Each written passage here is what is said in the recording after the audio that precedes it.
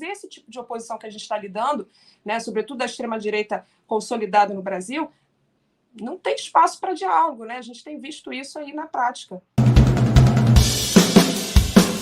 Então, começou a CPMI dos atos golpistas. Deixa eu colocar aqui, eu separei aqui na tela, para a gente ver junto, quem serão os titulares e suplentes. Deixa eu colocar até inteiro, assim, para ficar mais grandão, tirar essa manchete aí. Olha aqui, ó.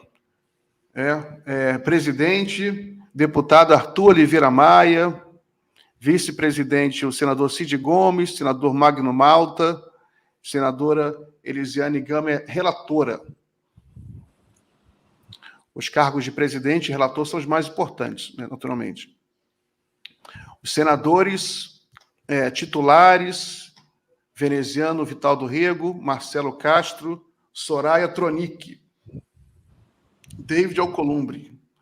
Legal, Soraya está aí, devemos ter momentos também de diversão. Marcos Duval, Cid Gomes.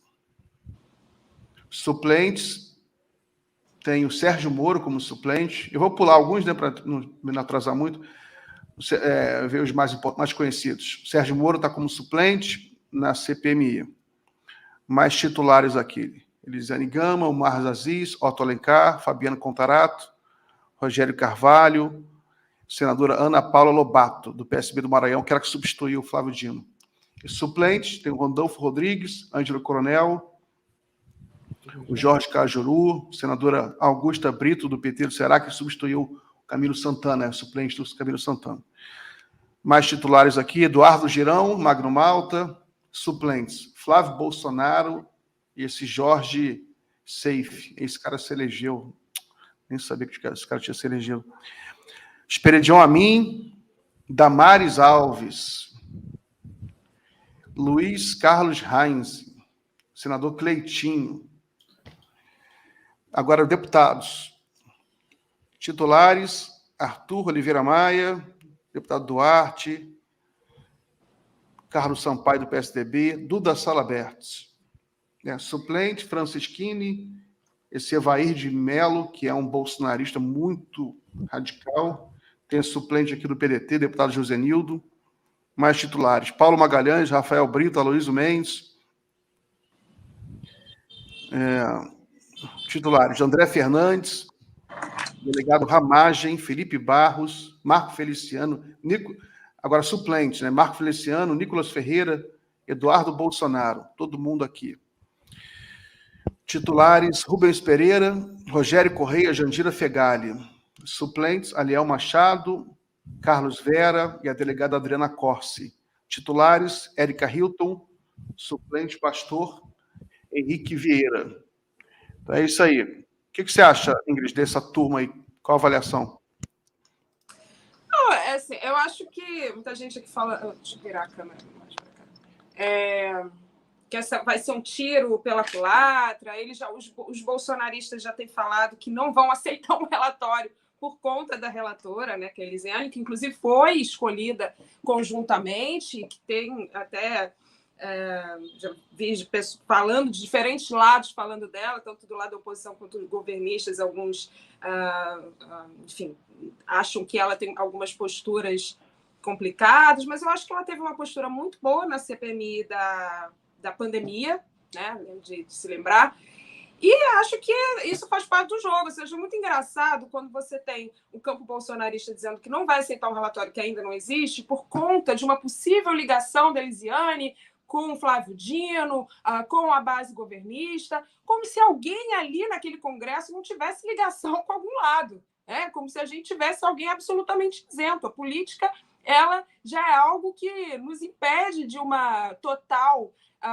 enfim, falta de relação com um lado ou com o outro, né? De uma imparcialidade total. É claro que não existe imparcialidade na política, ou você está de um lado, você está do outro.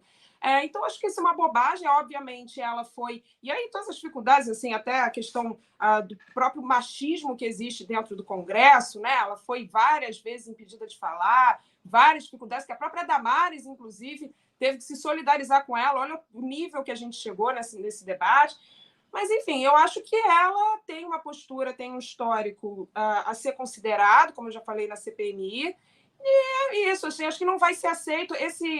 Já tem essa pressão de ambos os lados, quer dizer, os oposicionistas já dizem que não vão aceitar o resultado.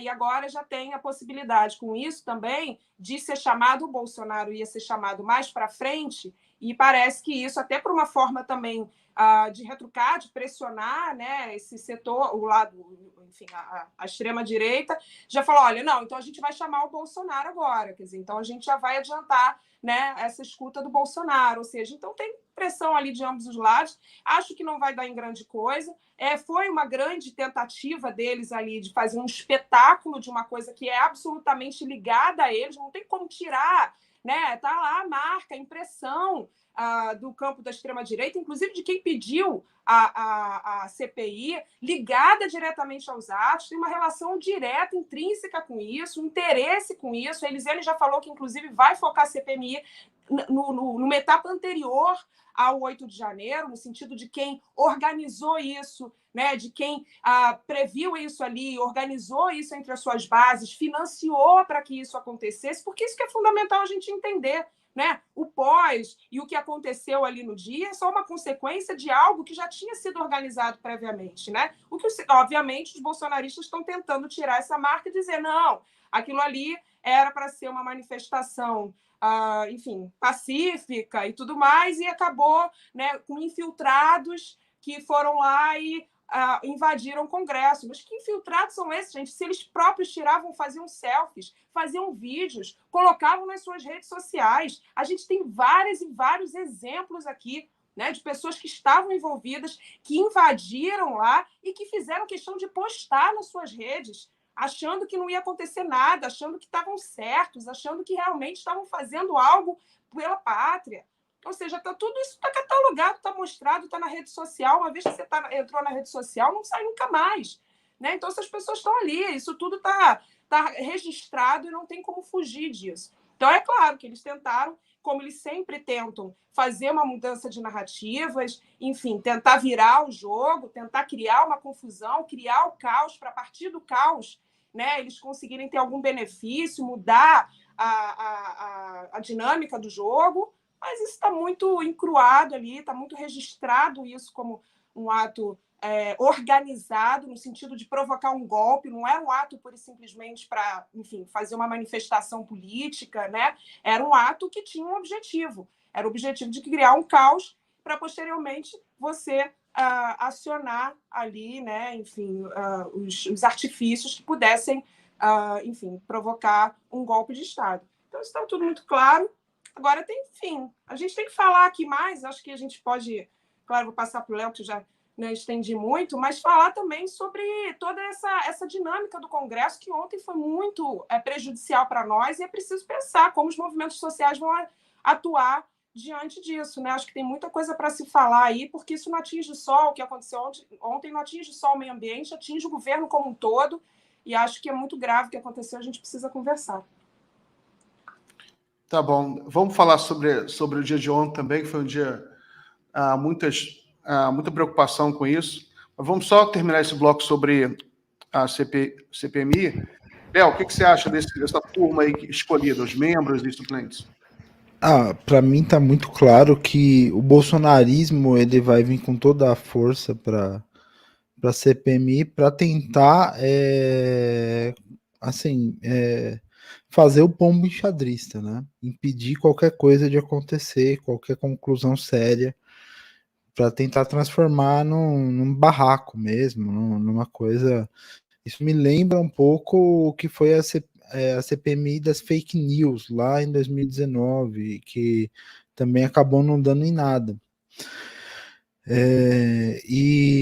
Só que assim, os bolsonaristas são minoria e eles claramente estão aí para sabotar os trabalhos, visto que eles gostariam de uma CPMI onde eles fossem maioria. E eles conseguiram esse espaço não na CPMI dos atos golpistas de 8 de janeiro, mas na CPMI do MST. Então, me parece que a prioridade dos bolsonaristas vai ser a de focar na CPMI do MST, que inclusive tem como presidente o Ricardo Salles, e tirar e tentar sabotar de todas as formas as investigações, aliás, a CPI do MST, porque é só Câmara. E tirar o foco, tirar a seriedade da CPMI dos atos golpistas. Isso me parece bem claro. Agora, quanto à composição. Primeira coisa, o presidente, o Arthur Maia, ele está aí basicamente na cota do Arthur Lira. Ele é um cara muito próximo ao Arthur Lira. Então, não esperemos nada de muito diferente do que é a postura do Arthur Lira. Ele não vai acatar grandes... por exemplo, tem que chamar os militares, tem que chamar... Eu não vejo essa possibilidade tão próxima no horizonte. Não me parece algo que o Arthur Maia faria. A segunda coisa, em tese, a CPMI não era para ter uma segunda vice-presidência. Fizeram uma segunda vice-presidência para colocar o Magno Malta lá, o que me parece muito estranho, né? E eu acho que já é uma articulação aí do próprio Arthur Maia para ter um suposto equilíbrio de forças na CPMI. Né? Então, isso é bastante complicado. E, em terceiro lugar, eu acho que, os governistas eles têm que estar bastante afiados, eles têm que fazer um papel importante e eles têm que subsidiar a Elisiane para apresentar o melhor relatório possível. Os bolsonaristas não vão aceitar. Vota-se o relatório. Se ele tiver maioria, ele é aprovado. Se ele não tiver maioria, ele não é aprovado. Mas é preciso fazer essa articulação interna para que seja aprovado um relatório e que, de fato, esse relatório vá resultar em investigações. Né? Então, a gente tem aí 3 meses de CPMI, prorrogável por mais 3 meses, mas, enfim... Hoje eu vejo que a missão dos bolsonaristas aí é provocar o máximo de tumulto possível e tentar sabotar o governo através, principalmente da CPI do MST, mas também de outras atitudes na Câmara e no Senado, como as que nós estamos vendo já.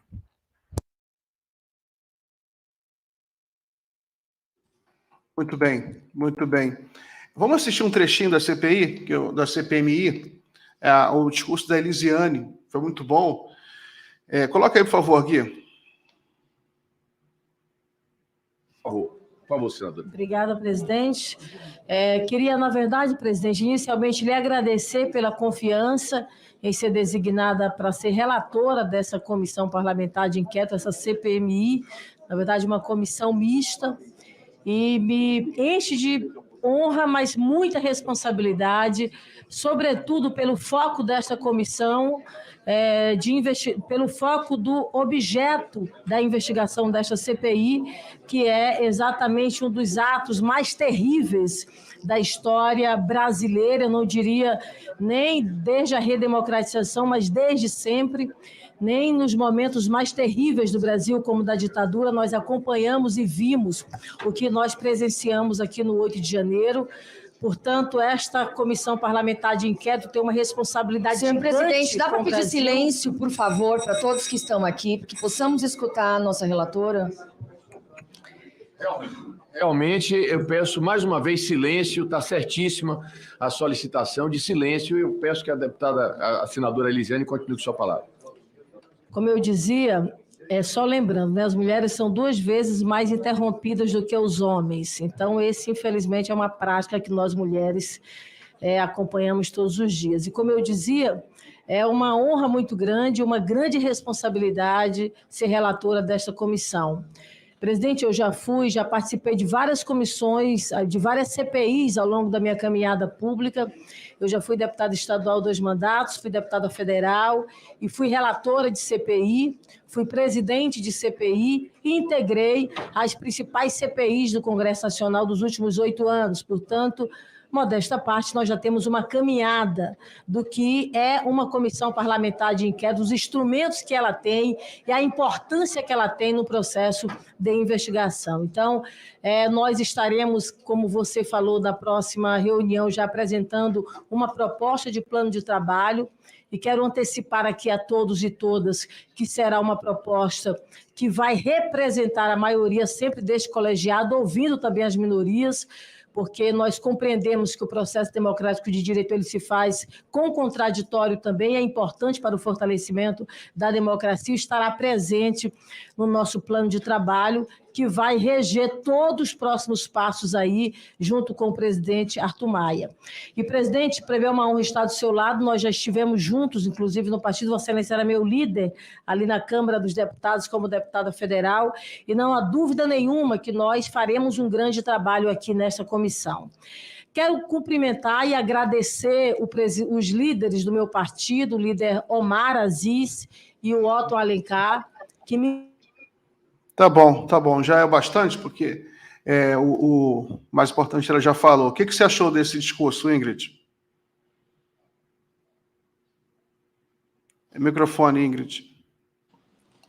Como eu disse, eu acho ela coloca aí o histórico dela, né, de participação nas CPMIs. Eu acho que ela é uma figura preparada, né, bem preparada para essa função. Começou bem, né, tem uma expectativa boa da base governista em relação a ela. Eu acho que ela segura o rojão, né, e vai ser uma CPMI complicada. A gente viu hoje já começou um circo de horrores. O senador Otto Alencar já teve que chamar a atenção do Marcos Duval, né, chamar ali para falar, olha, isso aqui não é delegacia de polícia, né? O seu histórico como policial não faz de você aqui uma figura que possa estar acima do bem e do mal. Você tem que respeitar as regras da casa.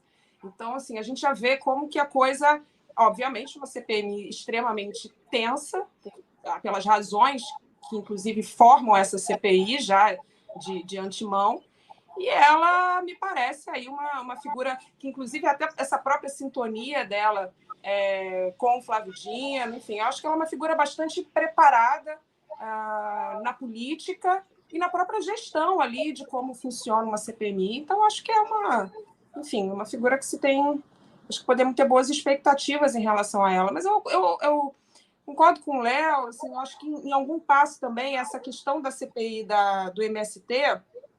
para tirar um pouco, pode ser uma estratégia também de tirar o foco por conta dessa estratégia da CPMI do 8 de janeiro para o campo bolsonarista não ter dado assim tão certo, né? Porque só o fato deles dizerem que já vão apresentar um relatório paralelo já demonstra que eles não têm ali, né, nenhuma expectativa ou esperança de que o relatório vai ser, de alguma forma, pode beneficiá-los de alguma maneira, né? Eles, apesar, têm lá uma lista de não sei quantos nomes para chamar, enfim, vão tentar, de todas as maneiras, criar o espetáculo de sempre.